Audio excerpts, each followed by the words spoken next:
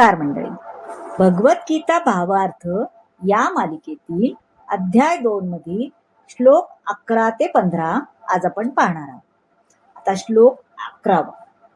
श्री भगवान उवाच अशोचान्वशोचस्तम प्रज्ञावादांश्च भाषसे गतासून गताशुंश्च नानुशोचन्ति पंडिताः. आता यामध्ये अशोचान म्हणजे जे शोक करण्यास योग्य नाही असे. पुरुषोत्तम श्री भगवान म्हणतात, पंडिताप्रमाणे बोलताना तू जे शोक करण्यायोग्य नाहीये त्याबद्दल शोक करीत आहे. जे शोक करण्यायोग्य नाहीये त्याच्याबद्दल तू शोक का करत आहेस? जे ज्ञानीजन आहेत, जे जीवितांबद्दल तसेच मृतांबद्दलही शोक करीत नाहीत. बघा आता भगवंतांनी येथे काय सांगितले? गुरुपद स्वीकारले ना. म्हणजे मित्र असताना मित्राला आपण कसं समजून सांगतो तसं आता या ठिकाणी भगवंतांनी गुरुपद स्वीकारले आणि आपल्या शिष्याला खडसावले पण आहे. कसे ते पाहू. आता तू एखाद्या विद्वानाप्रमाणे बोलत आहेस. राजकारण आणि समाजशास्त्र याच्यापेक्षा धार्मिक तत्वांना अधिक प्राधान्य देण्यात यावा, हा अर्जुनाचा युक्तिवाद होता, है की नाही? त्याला तू काही असू देत, मी माझ्या नातेवाईकांना काही मारणार नाही. पण त्याला माहित नव्हते की धार्मिक तत्वांपेक्षाही जड प्रकृती, आत्मा आणि परमात्मा याबद्दलचे ज्ञान हे अत्यंत महत्वपूर्ण आहे. आता ज्या शरीराचा जन्म झालाय तो आज ना उद्या परवा कधीतरी त्याचा नाश निश्चितपणे होणारच आहे, है की नाही? म्हणून आत्म्या इतके शरीर महत्वाचे नाही, हे जो जाणतो तोच खरा पंडित आहे, हे त्याला त्यांनी ह्या श्लोकामध्ये खडसावून सांगितलेले. आता आपण श्लोक 12 पाहूया. नत्वेवाहं जातुनासन् त्वं नेमे जनाधिपाः न चैव न भविष्यामा सर्वे वयमता परम. यामध्ये ज्या काळी तू, मी आणि हे सर्व राजे अस्तित्वात पण नव्हते असा काळ कधीही नव्हता आणि भविष्यात आपण अस्तित्वहीन होणार आहे असे पण नाही ना. भगवान स्पष्टपणे म्हणतात की हे अर्जुन, मी स्वतः, तू आणि युद्धभूमीवर जमलेले सगळे राजे या सर्वांचे शाश्वत वैयक्तिक अस्तित्व असते आणि बद्ध अथवा मुक्त या दोन्ही अवस्थांमधील सर्व जीवांचे भगवंत हेच पालन करतात ना. आपण म्हणतो ना देवच पालन करता आहे, तसं हे सर्व भगवंत हेच पालन करते आहेत ना, असे भगवान त्याला सांगतात. आता श्लोक 13 पाहूया. श्लोक 13 मध्ये काय म्हणले ते? देहिनोऽस्मिन् यथा देहे कौमारं यौवनं जरा तथा देहांतर प्राप्तीर रस्तस्त्र न मुह्यती.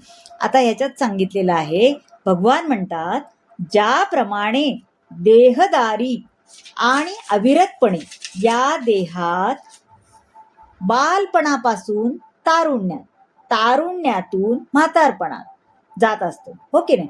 त्याचप्रमाणे मृत्यूनंतर जीवाला दुसऱ्या देहामध्ये प्रवेश करतो आपण, असं आपण म्हणतो की नाही, जीव मृत्यूनंतर दुसऱ्या देहात आपल्याला जन्म मिळतो, तसं दुसऱ्या देहामध्ये प्रवेश करतो. अशा बदलांमुळे धीर मनुष्य कसं गोंधळून जात नाही. आता ज्याला माहिती आहे आपल्याला दुसरा जन्म मिळतो ह्याच्यामुळे काय होतं, धीर मनुष्य, ज्याची वृत्ती धीर स्थिर असेल तो गोंधळून जात नाही.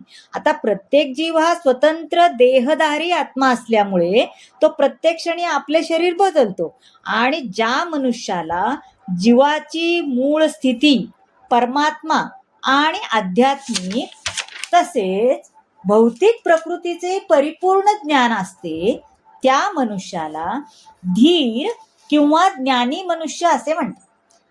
असा मनुष्य शरीराच्या स्थित्यंतरामुळे कधीच गोंधळून जात नाही. आपण तर अशा परिस्थितीत मान्यच करायला पाहिजे की श्रीकृष्ण हे भगवान आहेत आणि ते मायेने मोहित झालेल्या जीवाला म्हणजे अर्जुनाला याच्यापेक्षा ते श्रेष्ठच आहेत, हो की नाही, हे त्याला दाखवून द्यायचे की तू इतका मायेने मोहित झाला आहेस तरी पण मी ही परिस्थिती मान्य करायला तयार नाही. तू मोहित झालेला जीवाला अर्जुन याच्यापेक्षा मी श्रेष्ठ आहे हे त्याला त्या क्षणी तरी दाखवून द्यायचं आहे. आता श्लोक 14 बघूया. मात्रा स्पर्शास्तु कौंतेय शीतोष्ण सुख दुःखदा आगमापायिनो नित्यान स्थांती तिक्षस्व भारत. यामध्ये श्रीकृष्ण म्हणतात, हे कौंतेय, तात्पुरती उत्पन्न होणारी आणि कालांतराने विनाश पावणारी जी सुखदुःखे आहेत, है ना, जी हिवाळा उन्हाळा येण्यासारखी आहेत. आपण म्हणतो ना या सगळ्या आपल्याला कुठलाही ऋतू असला तरी आपल्याला तेच करावं लागतं, त्यांच्याप्रमाणे आहेत. तेव्हा हे भरतवंशीच्या ती सुखदुःखे मनुष्याने क्षुब्ध न होता सहन करण्यास शिकले पाहिजे. जसं ते पण त्यांनी समजून सांगितलेलं आहे. कसं तर आपल्या वैदिक धर्माच्या आज्ञेप्रमाणे आपण माघ महिन्यात माघी स्नान करतो, हो की नाही. अतिशय थंडी असते त्यावेळी, तरी आपण धर्माने सांगितले त्यामुळे भल्या पहाटे उठून आपण स्नान करतोच. तसंच त्याला आपण आवश्यक पण मानतो, हो ना. आणि त्याचप्रमाणे किती पण कडक उन्हाळा असला, अतिशय मे महिन्यातला कडकडीत ऊन असू दे, एप्रिल महिन्यातलं कडकडीत ऊन असू दे, तरी स्त्री ही चुलीपाशी जाऊन स्वयंपाक करतेच ना. आपण म्हणतो का नाही आता फार गरम होतंय मी काही स्वयंपाक करणार नाही, आपण करतोच. म्हणजे काय तर आपण आपलं कर्तव्य चुकत नाही, आपल्या धर्माचं आपण पालन करतो, है की नाही. तसंच युद्ध करणे हे क्षत्रिय धर्माचे कर्तव्य आहे आणि ते तू केलेच पाहिजे असं भगवान त्याला समजून सांगत आहे. आता पुढे 15व्या श्लोकात काय म्हणलंय बघूया. यन्ही न व्यथयन्ते ते पुरुषं पुरुषर्षभ समदुःख सुखम धीरम सोमृतत्वाय कल्पते.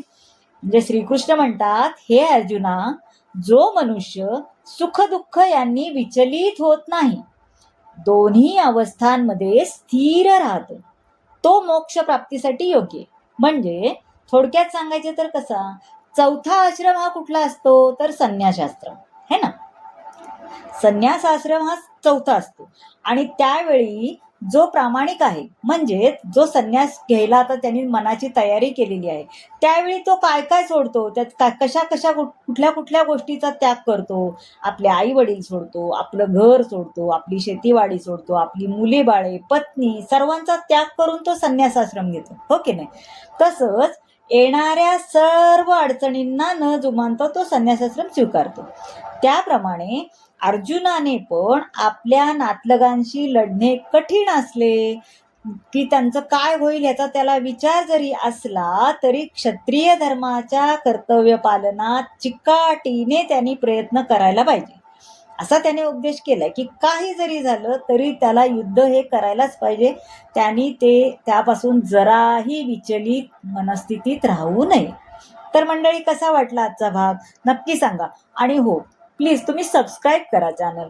तुम्ही चॅनल सबस्क्राईब नाही करत, मला खूप तुमचा आधार मिळेल जर सबस्क्राईब तुम्ही केलं तर. आणि लाईक करा, शेअर करा, तशीच कमेंट नक्की करा. धन्यवाद.